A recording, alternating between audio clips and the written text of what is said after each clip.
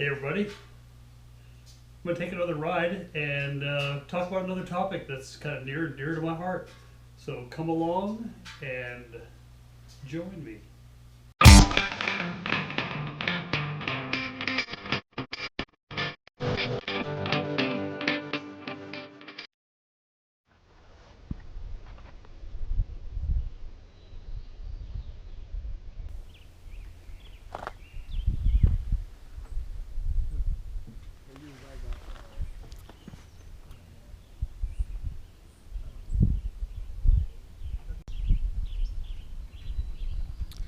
Okay, so I'm back.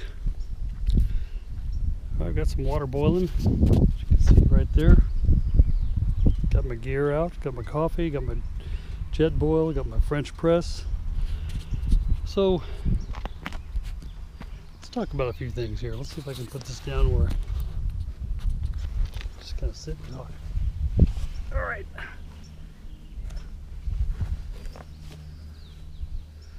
Well, I just love this spot. This is a beautiful spot here.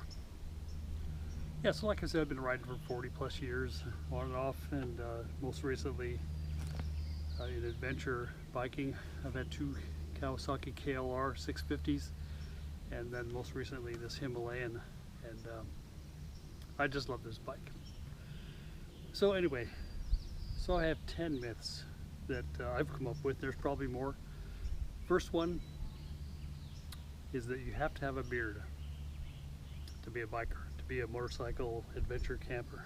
You know, so a lot of these guys, including myself, I've got a little bit of a beard here, but they all seem to think that you have to have a beard. You don't. You know, one of the most famous motorcycle camping adventure people I know, Sterling Norton, Motorcycle Travel Channel. He doesn't have a beard. He goes without shaving for a few days, and I think that's actually my preference too. So no, you don't have to have a beard. That's number one. Myth number two is you have to have all the gear. You know, the jacket, the helmet, the pants, the boots. There's a lot, and it's expensive. I've looked at it. I don't know, this jacket does have shoulder pads, has a back pad, has elbow pads, and it's just your basic jacket. Seems to work fine for me. I didn't pay a lot for it, but it does the job. You'll see as time goes on, you'll maybe want to get better gear, because they do have a good reason for what they have. It's ventilated, it's waterproof, it's windproof, this and that. But you don't have to have it to go motorcycle adventure camping. You just don't. Number three, you don't have to spend thousands of dollars. You don't have to have, you know, a $30,000 bike. You just don't need it. This Himalayan is, I think you can get them for $3,000 to $5,000.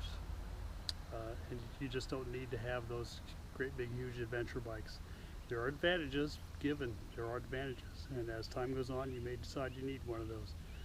In my 40 years, and I could go buy one cash if I wanted to, I've got the cash to do it, but nah, I don't need it, and I'm really happy with this bike that I have now. Alright,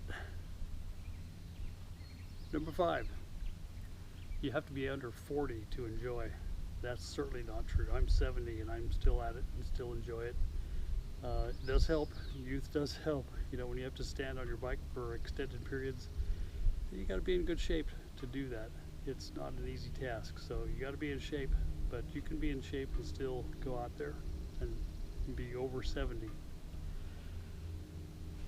Number six. Let's check our water. Almost ready to boil. Number six, you must have knobby tires. You know, there are some advantages when you get into some mud and some stuff where you just can't get a grip.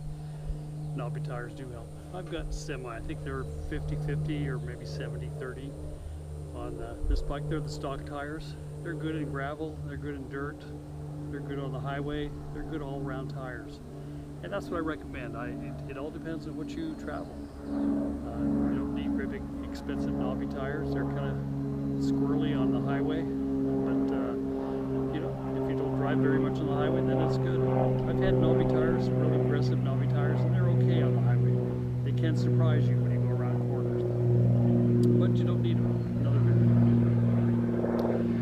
Number 7, your motorcycle needs to be at least 800 cc's.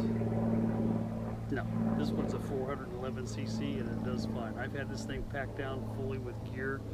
My saddle bag's loaded to the hilt, my tent, sleeping bag, and all my camping gear. And just came back from a trip with some friends and it did just fine. Of course I had to have it pinned going up some hills and just to stay at 55 and 60, but you know, I never go for that much faster anyway, so for me it works fine. You don't need to have a huge 1200 cc bike. You know, there are advantages though. If you want to pass people, or if you want to get to some place, or if you're doing a long trip and it's on an extended highway, for sure those do help. All right, number 8, you must travel a BDR to qualify for adventure motor camping. No, you don't. You can do adventure camping campsites. A lot of the sites you go to, you'll see cars driving on those same roads, and supposedly they're BDR roads, but granted, some of them are not set up for cars, and you do need a pretty aggressive off-road vehicle. So, but you don't need to have experience in that area. You can do motorcycle adventure camping on a street bike. You know, there never used to be adventure bikes. There never used to be such a thing. I think BMW was the first one that came up with the concept, and it's gotten them far, you have to admit. Number 9, you must be a motorcycle mechanic. Let's check our water. Almost there. You must be a motorcycle mechanic. No, you don't. You just have to know how to do basic stuff. I think it's a good idea to learn how to oil a chain, change your own oil, change a tire. Those are good things to know, but you don't need it. You could have AAA and somebody can come and rescue you, but I think it's a good idea. You don't need you don't have to be able to do a full engine rebuild to be a mechanic. A lot of these bikes, they're pretty solid, and you just need to carry the right tools with you in case you ever need them. Number 10, last one. You must be wealthy to fully enjoy moto camping. I'm not wealthy. I'm fair. I'm retired. I'm comfortable, but no, you don't need to be. It helps. I mean, if you're wealthy, you can buy whatever you need. You can buy a plane ticket to Nepal, and you can go ride around those roads, rent a bike, and go on excursions. But you don't need it. All right. Well, that's it for now. That's number 10. I'm going to make some coffee. Get it ready. Coffee's done.